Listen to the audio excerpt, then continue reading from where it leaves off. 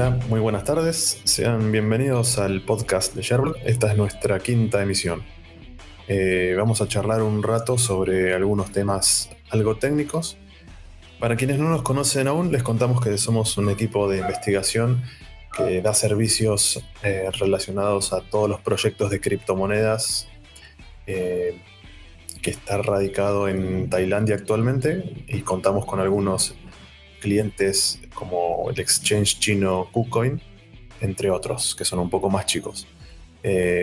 Contamos con presencia en otros países latinoamericanos y bueno, nuestra casa central, como comenté, está en Tailandia, que es donde brindamos todos estos servicios de research a proyectos de Europa y Asia, generalmente. Bueno, hoy les comento que vamos a hablar acerca de un tema bastante actual en el mundo de las criptomonedas, que son los forks, o en castellano serían bifurcaciones. Entonces, yendo a lo primero, sería, ¿qué es un fork? ¿Qué sería una bifurcación en cuanto al desarrollo de blockchain? Bueno, acá estoy con mis compañeros, con mis colegas, que me van a dar una mano. Vamos a charlar un poquito de esto, así le contamos a la audiencia que recién se está metiendo en este increíble mundo de qué se trata estos sucesos que afectan bastante a los proyectos. Les habla David por aquí. Cuando mencionamos fork o hablamos de bifurcaciones, tenemos que tener en cuenta que básicamente hablamos de software, ¿sí? Normalmente, digamos, son algún tipo de actualización o de cambio en el software que maneja una blockchain, generando o nuevas redes o un cambio en las redes como se venía trabajando. Realmente, si lo vemos de la forma más simple, es como, digamos, la forma de actualizar o evolucionar una blockchain. Podemos decir tranquilamente, sin miedo a equivocarnos, de que la mayoría de los proyectos que existen actualmente son forks de algún otro proyecto. En principal, casi siempre Bitcoin es el que más tiene fork, porque obviamente es el que más tiene tiempo de mercado, pero hay muchos tipos de forks, ¿sí? Pero realmente es una forma de cómo el mercado cripto, la escena de cripto como tal, ha evolucionado. Normalmente un fork se realiza por diferentes motivos. Casi siempre involucran una mejora en la cadena de bloques. Sí, básicamente eso. Muchas veces se dan mejoras, muchas veces no. Realmente es lo que nos da la oportunidad del software libre. Tranquilamente cualquiera de nosotros pudiera crear un fork de Bitcoin y para ser usado como nosotros preferamos que sea, ¿sí? Este es un tema bastante controversial, por así decirlo. Actualmente, cuando uno mira la capitalización del mercado, o sea, tenés a Bitcoin con una capitalización importante, pero tenés a las copias de Bitcoin con grandes capitalizaciones. Y en ese sentido, uno pudiera llegar a pensar que, bueno, que la industria cripto es una industria que para cualquier persona que lo mire de afuera, muchas veces puede llegar a pensar, esto lo digo también como una opinión muy personal porque me pasó en su momento, como una industria que está, digamos, en un momento en el que solo le dio valor a crear dinero de la nada, porque esta pregunta me la hice yo en 2017 cuando vi el Ford de Bitcoin Cash, anteriormente también cuando había visto en 2016 el Ford de Ethereum Classic, que mucha gente se une a este tipo de, por así decirlo, de corrientes por seguir o por recibir una moneda más. Entonces, desde mi punto de vista es un tema bastante polémico. Pero bueno, volviendo al tema central, para no saltarnos del orden que tenemos acá en el podcast, tenemos una pregunta y la pregunta es ¿por qué ocurren los forks? Bueno, aquí para responder esta pregunta yo creo que, digamos, es irnos a lo más básico, ¿sí? Sabemos que las redes blockchain están o funcionan bajo unas reglas, pero muchas veces esas reglas, digamos, quedan desfasada o hace falta mejorarla. Para ello se genera un fork o se intenta algún tipo de cambio en la red que genere un fork. Eso es básicamente, quieres algo que, por ejemplo, si nos ponemos a ver, desde el 2009 que surge Bitcoin, ha tenido varias actualizaciones que han logrado mejorar la seguridad de la red, entre otras cosas.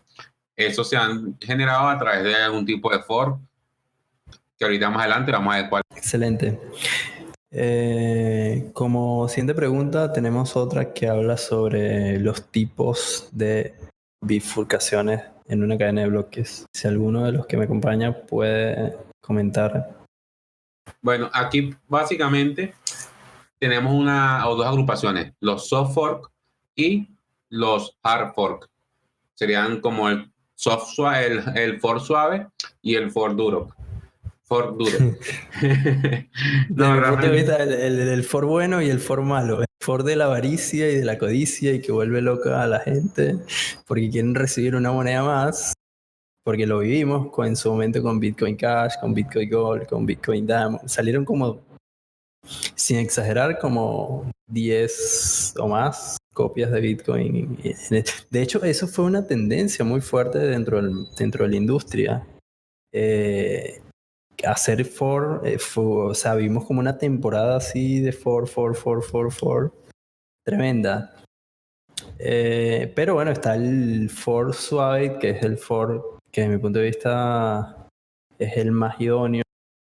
Yo para pasar un poquito en limpio sería, recordemos que, como decía David, esto estamos tratando con software que está corriendo en los nodos, que son los computadores que hacen las operaciones de validación en la red. Entonces, cada nodo es el responsable en mantener la misma versión de software o la última versión que esté, digamos, en utilización en la red.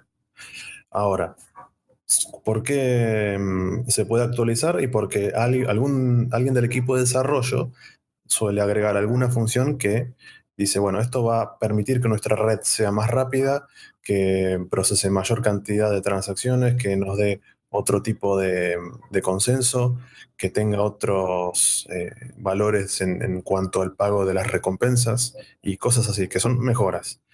¿Qué sucede? A veces los mismos nodos se agrupan y deciden tomar una versión que no es la oficial del software o una versión del software que no es la que la mayoría acepta.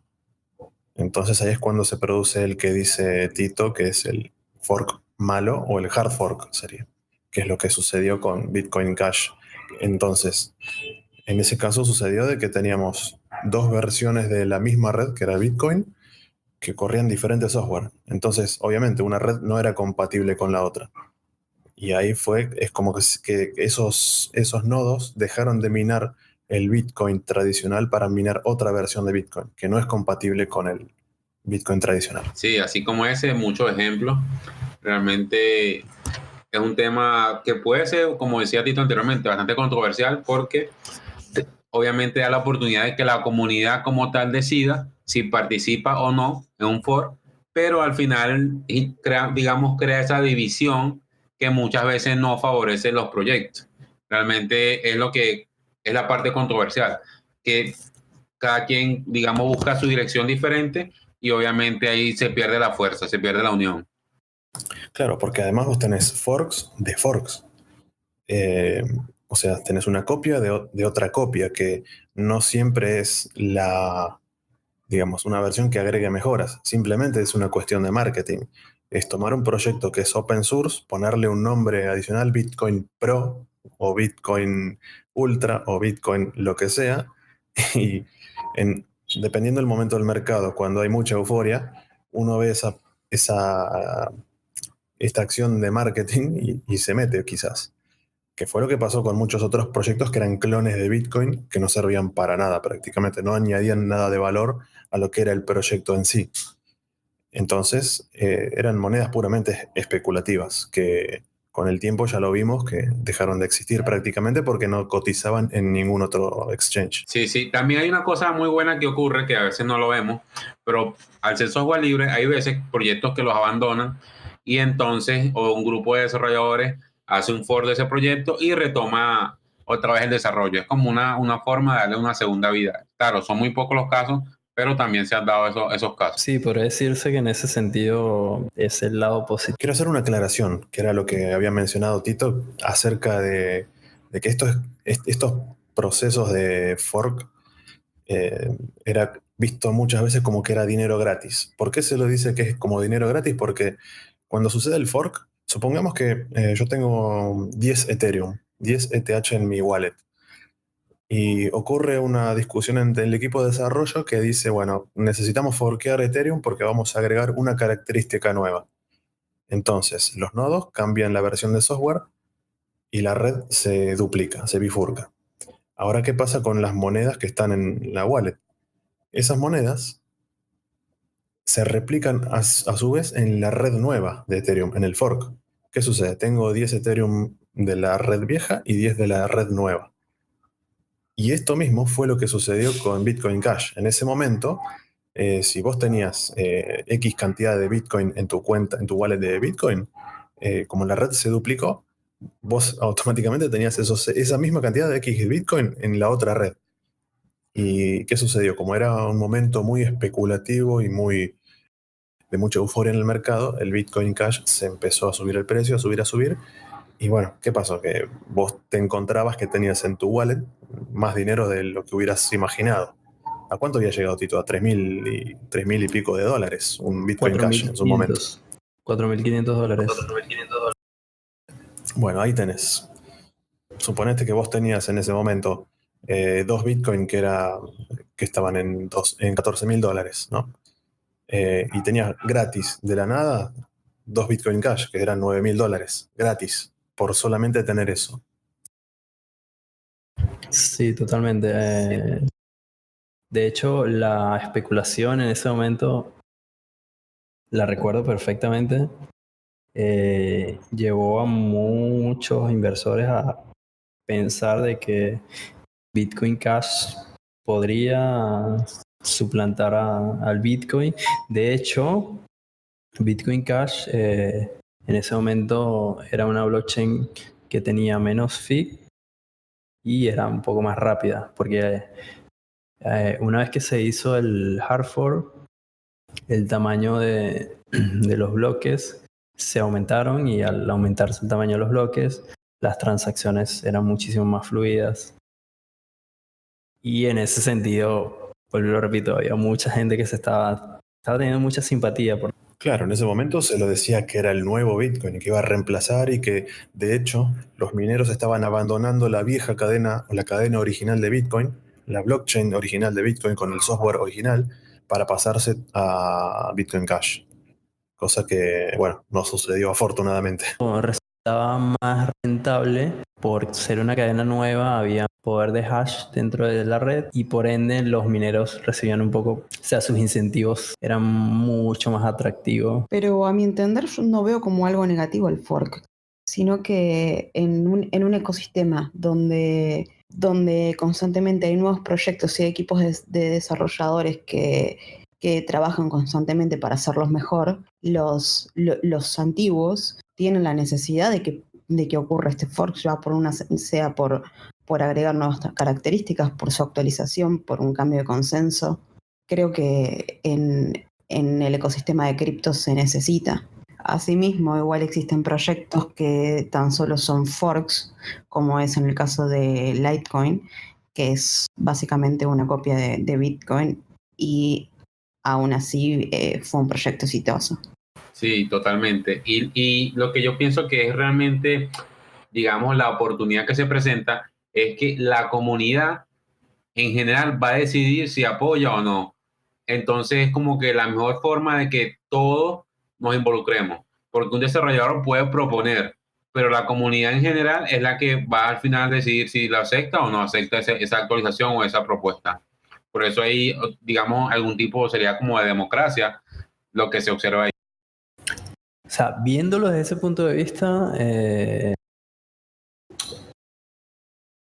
concuerdo con ustedes. Es muy positivo el tema de que no haya tipo prohibiciones de que si sos developer y tenés una mejor idea o tenés la forma de ayudar a ese proyecto a que sea más escalable, a que funcione en términos de usuario, etcétera, tener la oportunidad de que libremente puedas copiar ese código y implementar tus mejoras, a mí me parece una, eh, por así decirlo, un hecho o una circunstancia bastante positiva y que hace que el mercado cripto sea también un mercado bastante competitivo.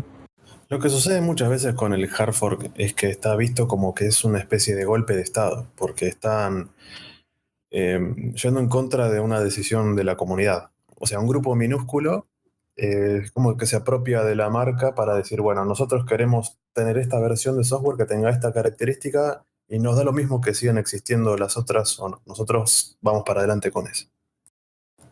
Cuando en definitiva, bueno, el mercado es el que al final decide cuál es la cadena que va a prevalecer, ¿no? Yo les hago una pregunta, ¿se parece mucho la política? O mejor, reitero la pregunta, ¿existe política dentro de criptomonedas? Definitivamente, para eso existen los algoritmos de consenso, que son los que te dicen de qué manera se hace se ponen de acuerdo los nodos entre sí. Hay unos que son más justos, otros que no. Hay unos que permiten mayor centralización, otros que no. Por eso hay muchas variaciones, muchas variables que influyen en eso. Ahí tocaste un punto central, el nivel de centralización, porque voy a ser un poco técnico con lo que voy a comentar. Por ejemplo, EOS, el proyecto EOS, ellos usan un mecanismo de consenso que se llama DPoS, el cual relega la decisión sobre la red. Digamos, los que tienen mayor poder en la red son unos nodos que se llaman block producer, que muchas veces son catalogados como si fuera una especie de oligarquía. O sea que se arrogan el poder sobre los demás nodos y tienen un cierto nivel de descentralización sobre los demás nodos. Entonces es como que es una oligarquía que ellos deciden, ellos son la élite que deciden qué va a pasar con la red. Lo cual, digamos que para una criptomoneda o en un entorno descentralizado no es lo más deseable. En eso es muy parecido a lo que es a la política, ¿no? Este algoritmo de consenso ataca una falencia, bueno, no una falencia, un problema que suele haber en las blockchain, que es cómo se hace para ponerse de acuerdo de una manera óptima entre todos los nodos. Entonces se ideó esta manera que quizás es un poco más rebuscada, un poco más burocrática y le añade cierto nivel de centralización a la red. Bueno, perfecto. Retomando un poco, hay una pregunta acá, la cual es, ¿cuáles cadenas de bloques tienen una gran capitalización producto de ser un fork? Creo que ya mencionamos algunas, como es el caso de Ethereum Classic, Bitcoin Cash, Bitcoin SB, etcétera, etcétera. Si ustedes conocen algunos otros proyectos que tengan buena capitalización en base a que fueron productos de un foro, pueden mencionar. Litecoin, hay varias, mejor dicho, hay una gran porcentaje de monedas enfocadas en privacidad que dependen de un fork. Incluso hay proyectos muy nuevos, o sea, relativamente hablando de estos últimos años, que son nuevos, que son forks de Ethereum. Por ejemplo, TomoChain. Es un gran porcentaje de su código que nos tocó evaluar en su momento. Es una copia, un fork de lo que era el código fuente del repositorio de Ethereum. Que bueno, ellos después lo fueron retocando, añadieron montones de otras posibilidades a la blockchain que lo hicieron muy interesante. Sí, realmente son muchos los proyectos que, aunque ya ni la gente ni recuerda que son fork, por ejemplo, Litecoin, son muy pocos los que recuerdan que es un fork, pero porque ya como digamos, se separaron y se alejaron suficiente para reconocerse como una marca nueva y no como un fork de un proyecto. Sí, excelente. Ya para ir cerrando el tema, podríamos mencionar en qué afectan los forks al usuario promedio. Del usuario promedio para abajo, yo te diría, el usuario que no sabe o que no tiene tanta experiencia es capaz de comprar, como decimos acá en Argentina, gato por liebre. O sea, compras, creyendo que compras el Bitcoin original, estás comprando quizás Bitcoin Private y estás comprando la nada misma. Sí, yo creo que genera bastante, le agrega un toque más de complejidad al ecosistema, los foros, porque como tú dices, hay tantos nombres parecidos a Bitcoin y muchos dicen Bitcoin y entonces hablan una cantidad de Bitcoin y al final pueden pensar que están comprando lo mismo, pero realmente ahí sí les toca investigar un poco más y darse cuenta que realmente hay muchos proyectos que yo creo que muchas veces buscan eso, buscan generar confusión en los usuarios para que al final terminen comprando su proyecto, por ejemplo Bitcoin Cash, pero realmente, bueno, cosas que pasan. Ahí sí ya depende de cada quien tratar de buscar la mejor forma de no caer en una estafa. Bueno, vos sabés que incluso hay proyectos que, digamos, no llevan, digamos, el nombre de Bitcoin en su nombre, que tienen, digamos, un marketing totalmente diferente. Lo presentan como que es un proyecto absolutamente nuevo, innovador, que tiene 1000 características, pero que es ni más ni menos que un fork de Ethereum o de Bitcoin. Y la gente obviamente no se va a poner a comparar un proyecto del código fuente respecto de otro.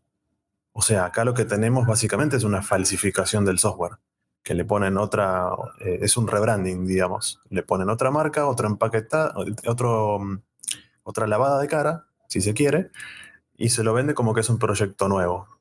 Y solamente con el fin de venderse, de llegar a algún exchange y lograr algo de capitalización y que la gente que lo creó logre vender sus monedas que haya generado y bueno, lo deja así abandonado. Sí, sí, totalmente. Otro punto donde son afectados, digamos, el usuario regular de cripto es en las actualizaciones. Muchas veces wallets dejan de ser compatibles por algún fork y entonces se ve la necesidad de cambiar de wallet o actualizar la wallet.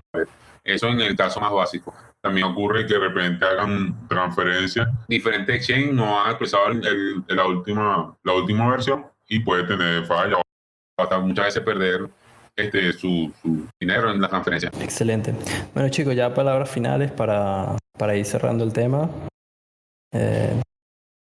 Consejos que quieran darle a las personas que se están enterando por primera vez de este tipo de características o particularidades que ocurren dentro del ecosistema.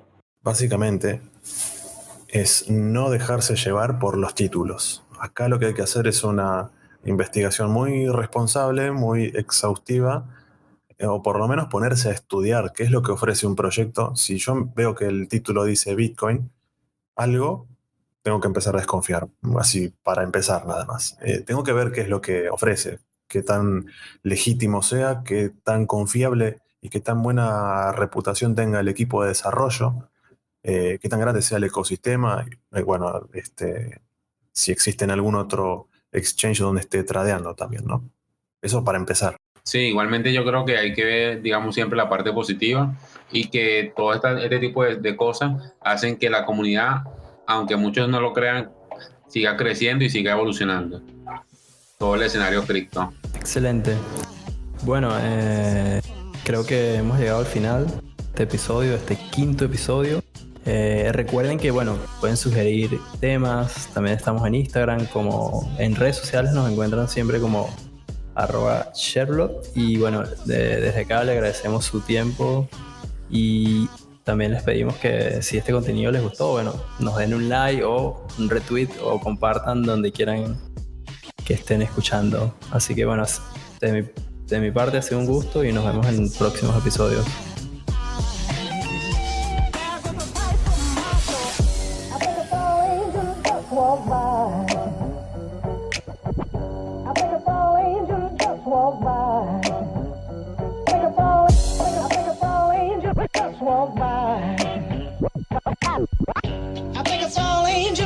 Walk by.